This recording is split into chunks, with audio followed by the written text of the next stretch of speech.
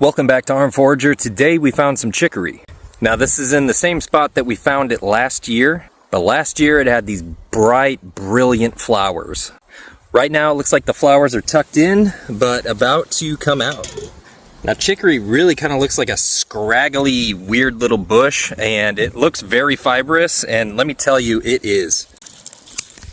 You could almost use this as a form of rope as a survivalist, but yeah, very, very fibrous, so might have to ruminate on this a little bit. It does have that white milky latex, and the same as any other plant from the Asteraceae family, has a very similar flower pattern, so it's pretty easily identifiable, especially when the flowers are blooming. Now, talking about some of the health benefits involved with chicory, it's full of prebiotic fiber. Great source of health benefits for your gut, like gut health.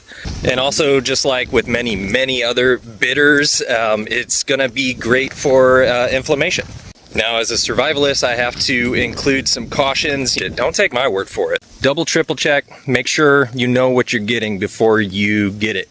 But yeah, I would say the majority of this plant, if not all of it, is edible, consumable. If you find chicory and you know what to look for, you are in good shape. This is a great plant to know about. Here's some more. Like I said, very fibrous, really kind of easy to tell what it is. I won't rip this one up. I already got one I'm gonna chew on, but yeah, it looks like the flowers already bloomed on this one and are receding. Yeah, and again, just as a word of caution, you know, this is a pretty easily identifiable plant, but at the same time, as a survivalist, I have to give words of caution, because if you're eating plants to survive, the last thing you want to do is die.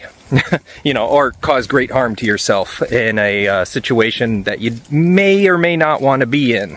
Now, I do survival challenges for fun, and I can go out and not have anything to eat with me. I don't bring any food with me.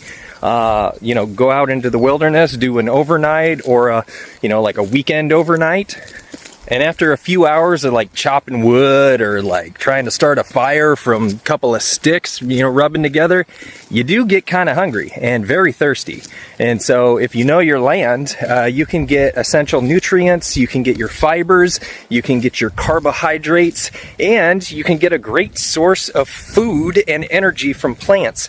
And so, you know, that's kind of a fun thing for me, but at the same time, you know, if you know a little bit about food, foraging, your land, and you do find yourself in a situation you don't want to be in, it could be a great asset, but it could also be very dangerous. But yeah, very similar identifiers as dandelion.